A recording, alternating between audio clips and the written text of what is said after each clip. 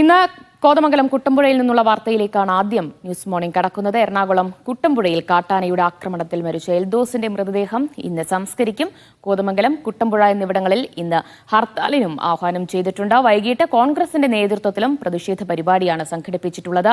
എൽദോസിന്റെ മൃതദേഹവുമായി 7 മണിക്കൂറിലേറെയാണ് നാട്ടുകാർ പ്രതിഷേധിച്ചത്. ഇന്ന് പുലർച്ചെയാണ് സമരക്കാരുമായി നടത്തിയ ചർച്ചയ്ക്ക് പിന്നാലെ അവർ പ്രതിഷേധം അവസാനിപ്പിച്ചത്. സിജോ വർഗീസ് വിവരങ്ങൾ നൽകും. Sijo, good morning.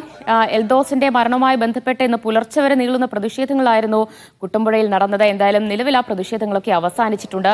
എൽദോസിന്റെ സംസ്കാര ചടങ്ങുകൾ ഇന്ന് നടക്കും എന്നറിയുന്നു. പോസ്റ്റ്മോർട്ടം നടപടികൾക്കൊക്കെ ശേഷം എപ്പോഴായിരിക്കും മൃതദേഹം ബന്ധുക്കൾക്ക് വിട്ടു നൽകുക?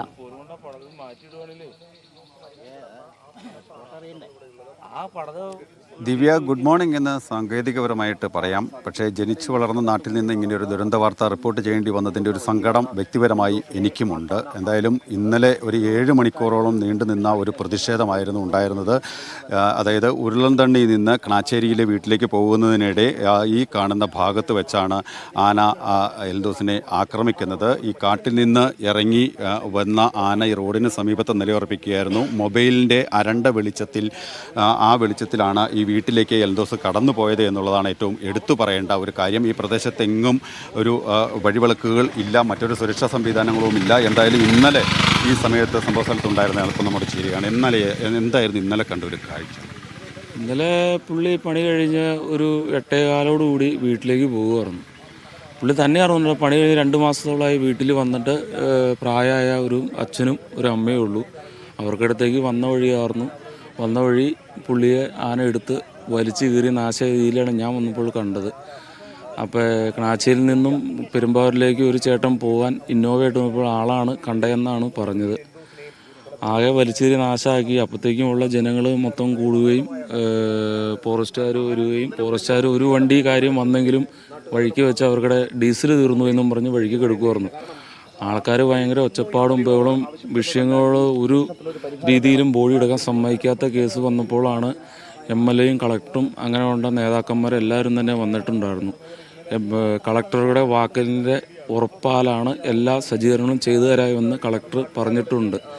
ഫെൻസിങ്, ട്രെഞ്ച് താത്തുന്നതും അതുപോലെ തന്നെ വഴിവിളക്കിൻ്റെയും എല്ലാ കാര്യങ്ങളും കളക്ടർ തന്നെ ഉറപ്പ് തരികയും മരിച്ച ആളുടെ എൽദോസിൻ്റെ സഹോദരിക്ക് 10 ലക്ഷം രൂപയുടെ ചെക്ക് കൊടുക്കുകയും ഇന്നലെ തന്നെ രാത്രി ചെയ്തതിന് ശേഷമാണ് ഇന്നലെ ബോഡി ഒരു 2:45 കയറ്റിക്കൊണ്ട് പോയത്.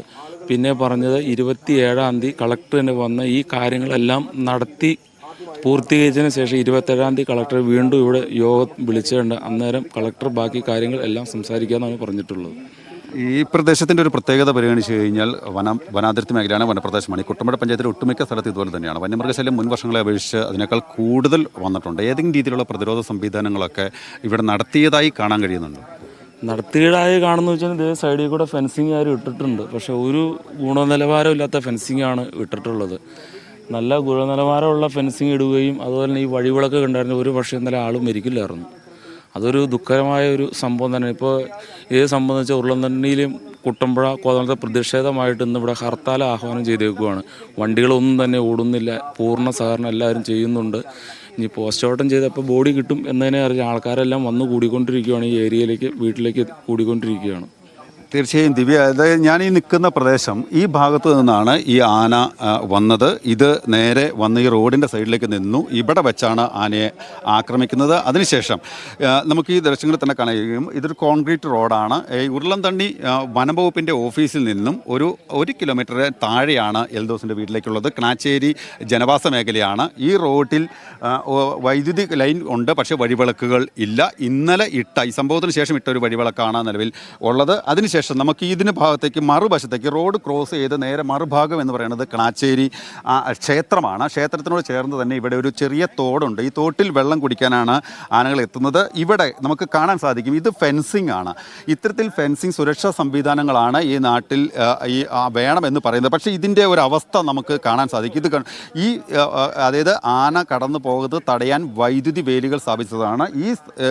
ഇതിൻ്റെ ഗുണനിലവാരം ഇല്ലാത്തതാണ് വലിയ രീതിയിൽ പ്രശ്നങ്ങൾക്ക് വഴിയൊരുക്കുന്നത്. കാരണം ഇത് നിസ്സാരമായി ഒരു ആനയ്ക്ക് തകർത്ത് കടന്നു പോകാൻ സാധിക്കും. അത് തന്നെ വലിയ രീതിയിലുള്ള ഒരു പ്രശ്നമാണ്. ഇത്തരത്തിലുള്ള സുരക്ഷാ സംവിധാനങ്ങൾ ഒരുക്കണം. എന്തായാലും ഇന്നിപ്പോൾ നിലവിൽ പറഞ്ഞിരിക്കുന്നത് ഈ വന്യമൃഗശല്യത്തിന് ശാശ്വതമായിട്ടുള്ള പരിഹാരം ഉണ്ടാക്കാം എന്ന് ജില്ലാ കളക്ടർ ഇന്നലെ തന്നെ ഉറപ്പ് കൊടുത്തിട്ടുണ്ട്. പ്രത്യേകിച്ച് ആനകൾ കടന്നു പോകുന്ന വഴി, ആ പോകുന്ന വഴിയിൽ ട്രെഞ്ചുകൾ സ്ഥാപിക്കാം എന്ന് പറയുന്നുണ്ട്. അത് ട്രെഞ്ചിൻ്റെ നിർമ്മാണം ഇന്ന് തന്നെ തുടങ്ങും. ഒരാഴ്ചയ്ക്കുള്ളിൽ വഴിവിളക്കുകൾ സ്ഥാപിക്കും എന്നും പറഞ്ഞിട്ടുണ്ട്.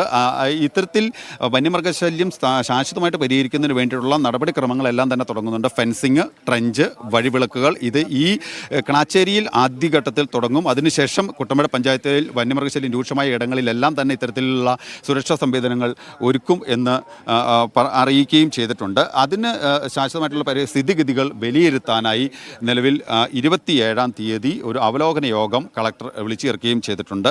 ഇതുമായി ബന്ധപ്പെട്ട് ഇന്നത്തെ ഈ കാട്ടാന ആക്രമണത്തിൽ പ്രതിഷേധിച്ച് ഇന്ന് ഒരു ജനകീയ ഹർത്താലിനും ആഹ്വാനം ചെയ്തിട്ടുണ്ട്. രാഷ്ട്രീയ ജാതി മത ഭേദമന്യേ ഒരു ജനകീയ ഹർത്താലിനാണ് കോതമംഗലത്തും കുട്ടമ്പുഴയിലും ആഹ്വാനം ചെയ്തിട്ടുള്ളത്. എന്തായാലും ഇതുമായി ബന്ധപ്പെട്ടുള്ള പ്രതിഷേധ പരിപാടികളുണ്ടാവും. വൈകിട്ട് കോൺഗ്രസിന്റെ നേതൃത്വത്തിലുള്ള പ്രതിഷേധ പരിപാടി സംഘടിപ്പിച്ചിട്ടുണ്ടെന്നാണ് അറിയാൻ കഴിഞ്ഞത്.